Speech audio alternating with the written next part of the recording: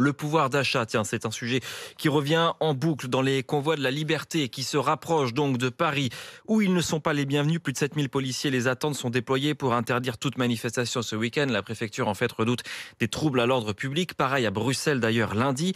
Mais ça n'empêche pas les participants de converger vers la capitale. On s'aperçoit même que les cortèges grossissent au fur et à mesure de leurs avancées, comme celui du Sud-Est, parti de Nice mercredi, qui est à Lyon ce matin et qui provoque même des bouchons sur son passage. Florian Chevalet est avec ce convoi pour RMC. Bloqué dans un bouchon de plusieurs kilomètres sur la Nationale 7. On montait dimanche, ça coinçait souvent dans les grands départs, sauf que là c'est pas pour les vacances, donc j'imagine qu'il y a quand même un gros phénomène. Jean-Louis, tout sourire, et sa femme Wendy viennent de Corse. On est parti d'Ajaccio en bateau, donc mardi soir. S'il le faut, on ira jusqu'à Bruxelles, quoi.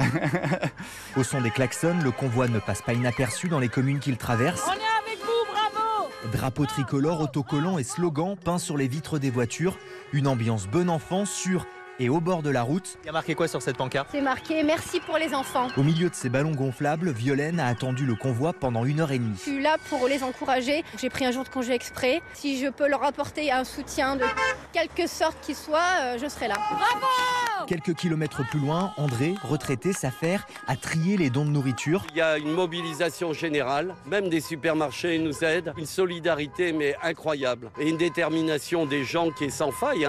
Et on est juste en tout début, on vit quelque chose d'incroyable. Après une nuit en banlieue lyonnaise, le convoi va repartir ce matin.